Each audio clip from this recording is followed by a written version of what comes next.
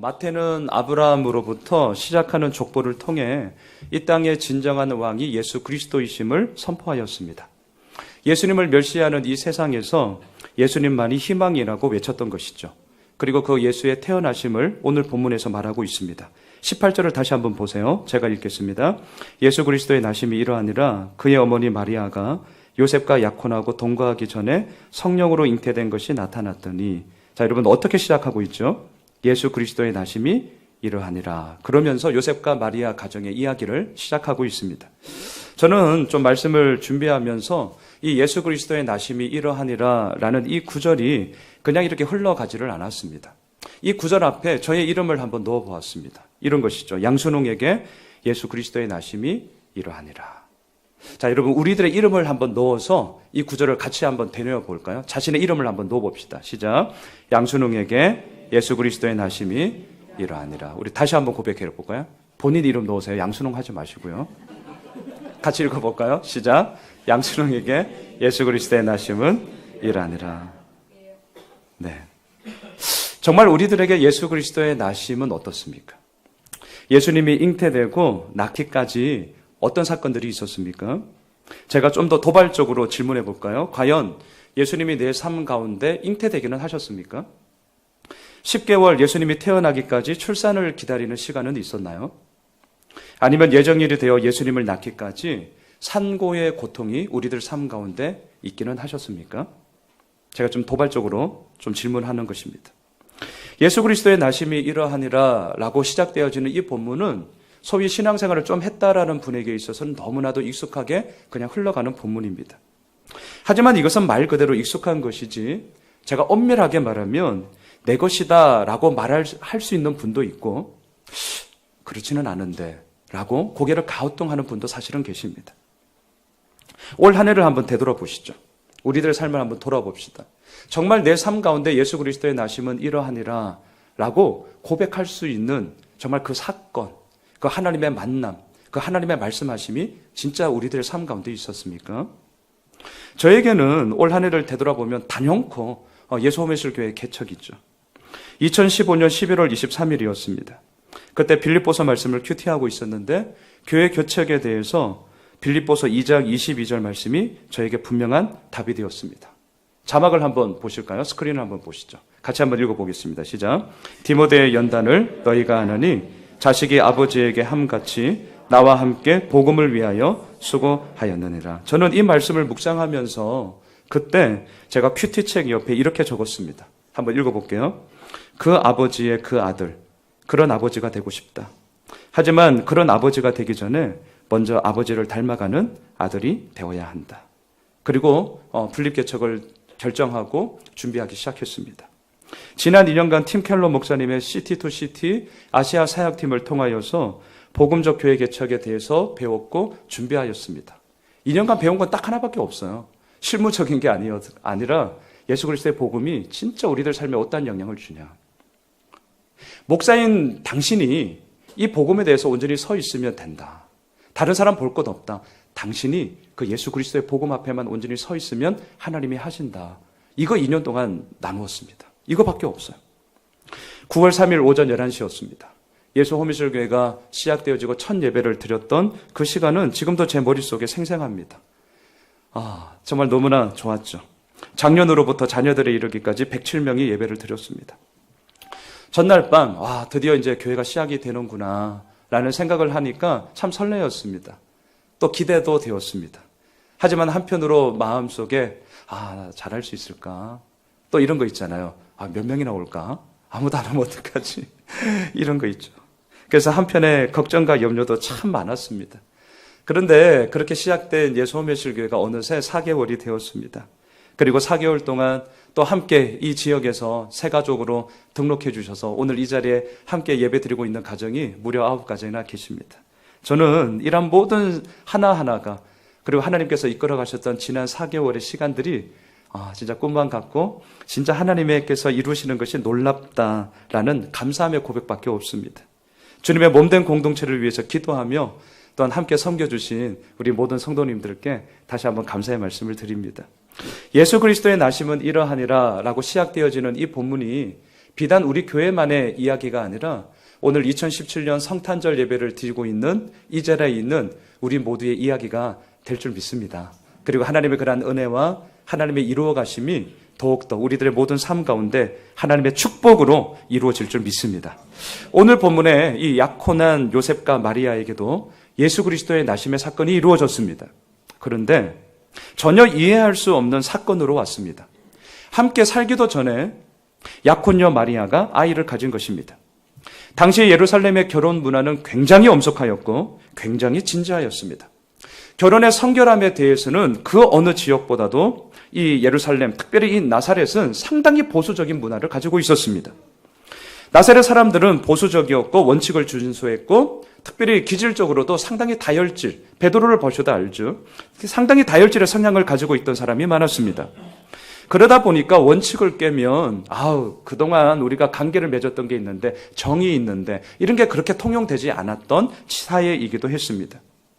자, 이런 문화와 배경 속에서 오늘 본문의 요셉을 생각하셔야 됩니다. 동네 사람들에게 약혼녀 마리아가 동거하기도 전에 정식 결혼하기도 전에 아이를 가졌다라는 이 소식이 알려진다면 이것은 죽음이었습니다. 엄청나게 두려운 일이 생긴 것이죠. 마리아의 이 말을 듣자마자 요셉의 마음속에 일어났던 갈등은 우리들의 생각하는 것 이상으로 정말 어마어마한 그런 쇼킹한 사건이 되었고 고민이 되었을 것입니다. 더욱이 요셉은요, 다윗 왕가의 혈통이었습니다. 비록 가진 것은 별로 없습니다. 그럼에도 불구하고 왕가의 혈통이었습니다. 자부심을 가지고 있었죠. 그리고 상당히 보수적인 집안이었음을 우리는 감히 이렇게 좀 상상할 수 있습니다. 약혼녀 마리아는 어떻습니까?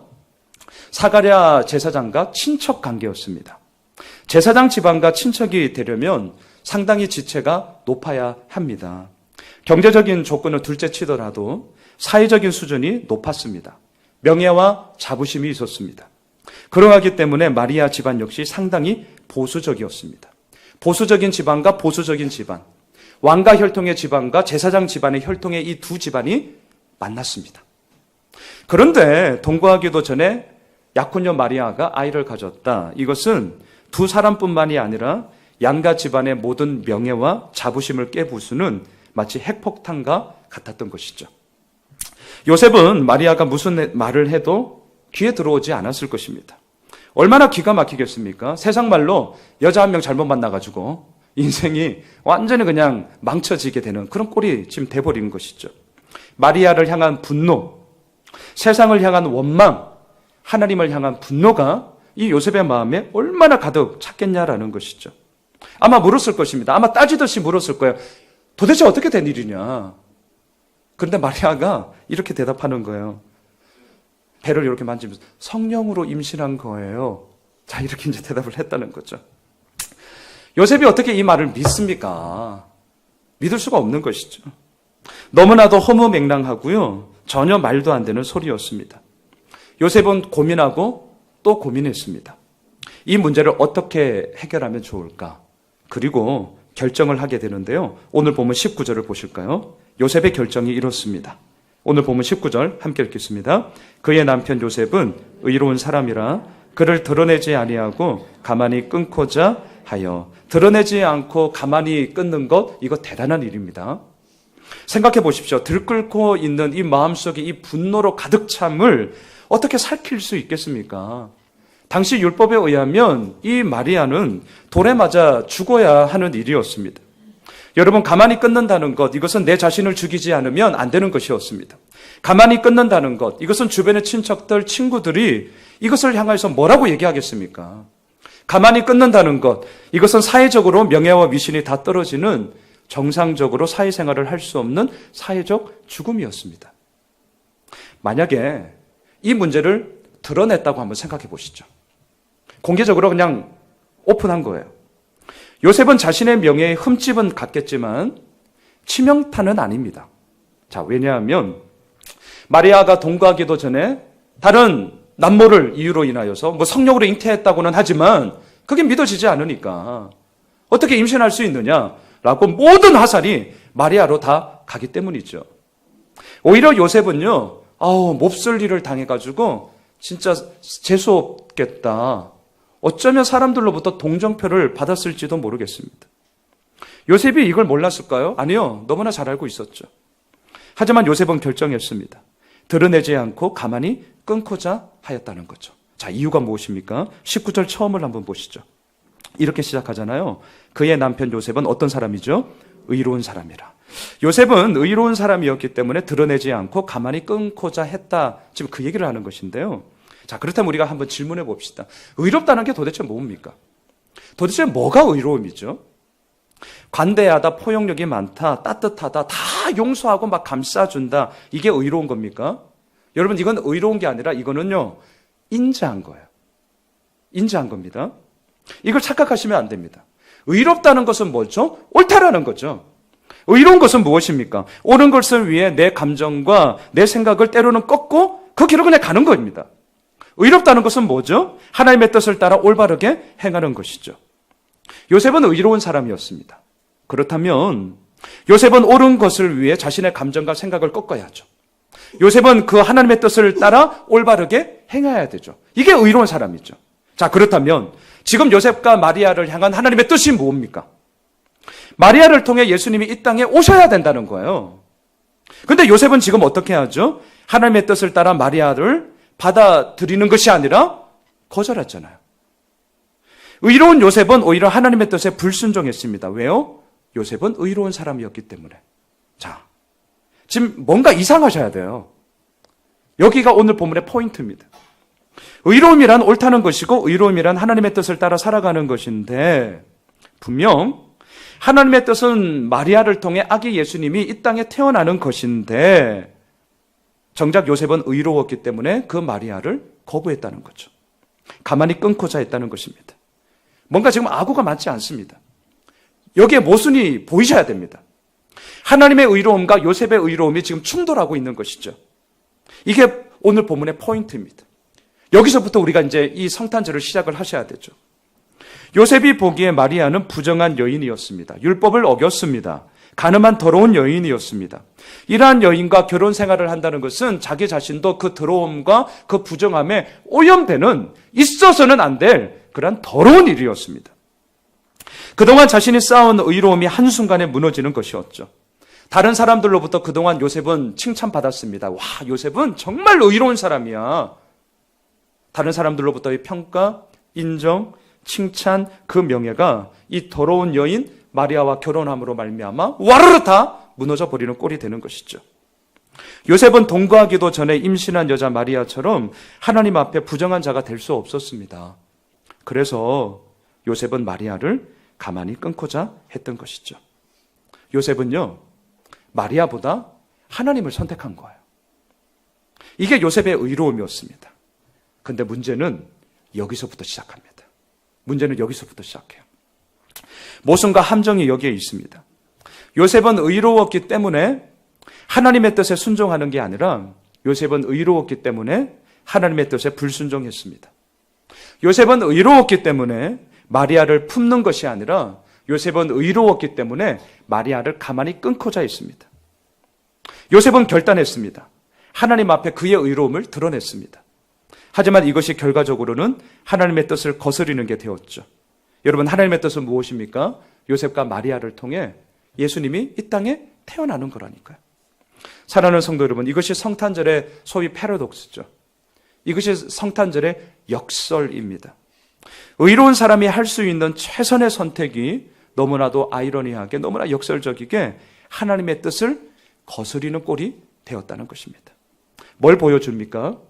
요셉이 살고 있었던 그 시대의 모순을 보여주는 것이죠. 뭘 보여줍니까?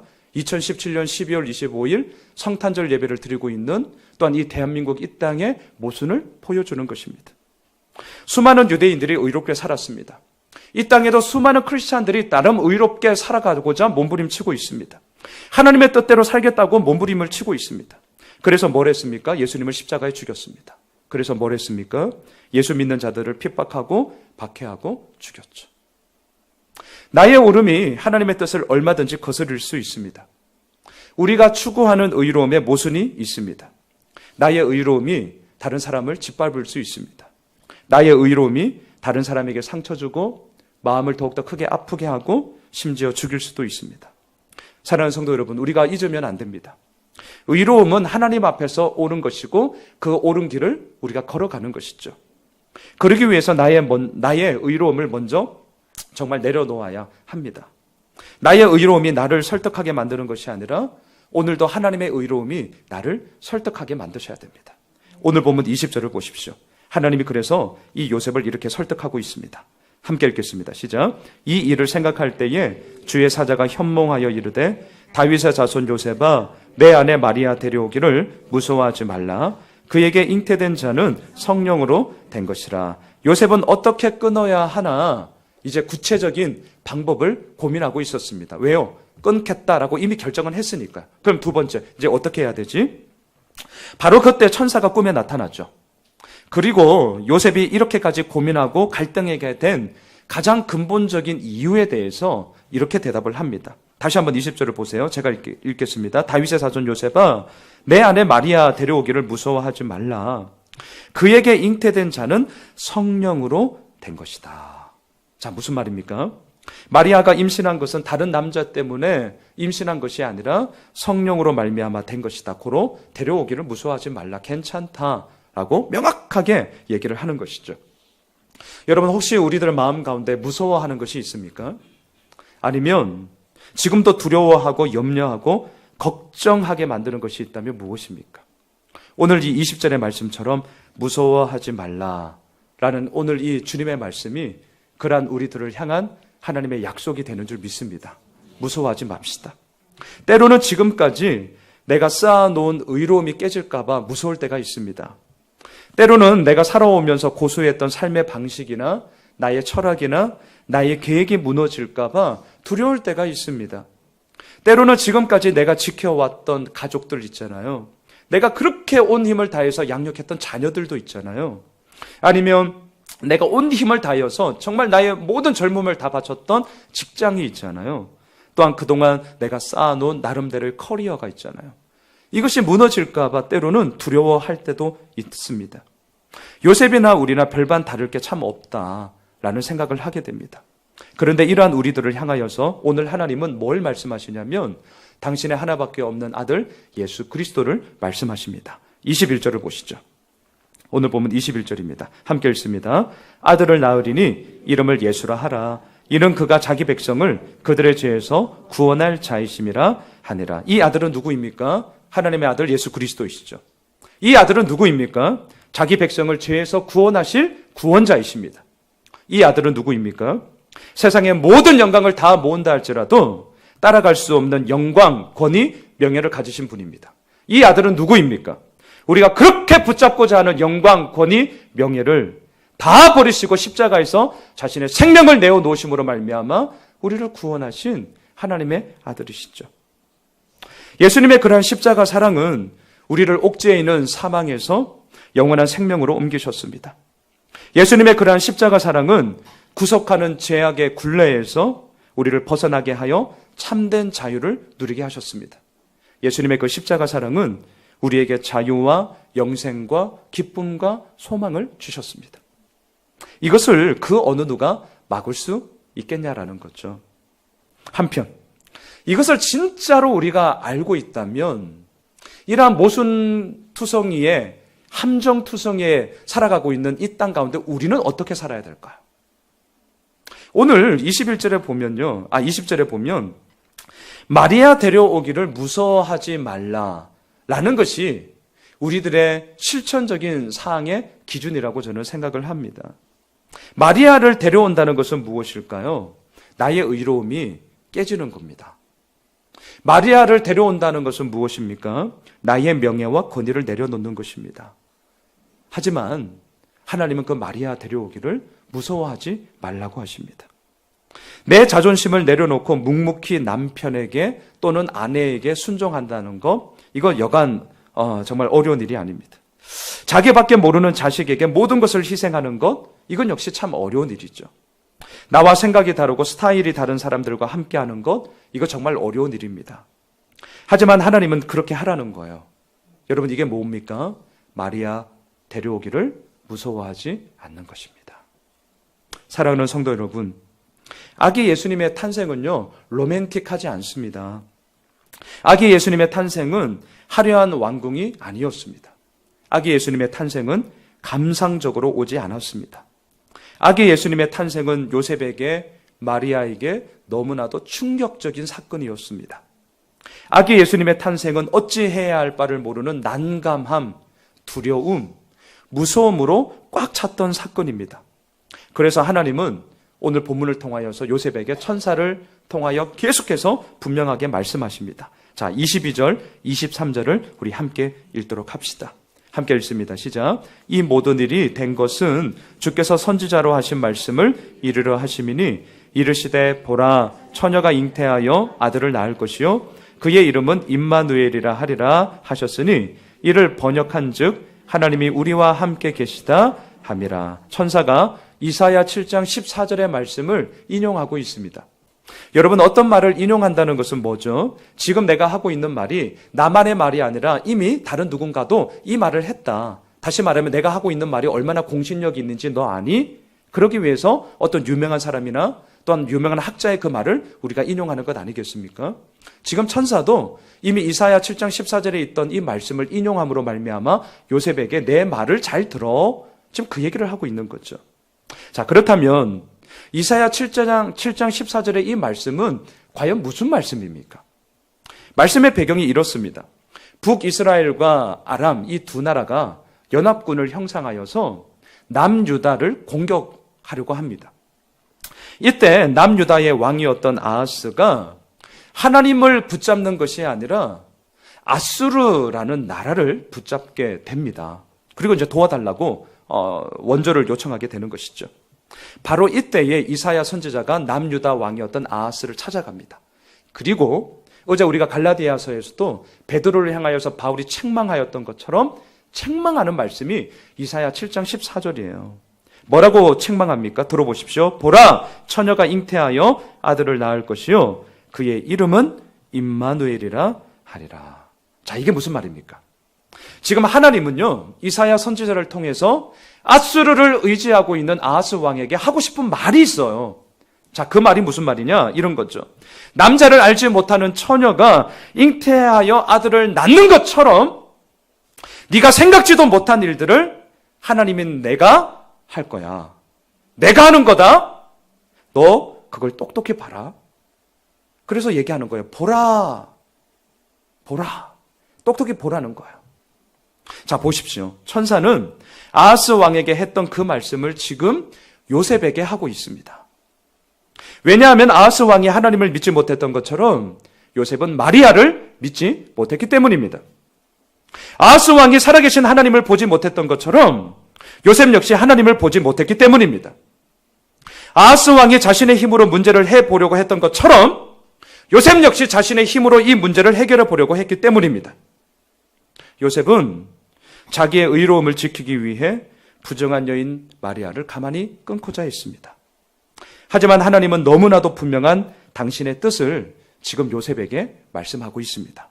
자, 이 말씀하심 앞에 요셉은 어떻게 합니까?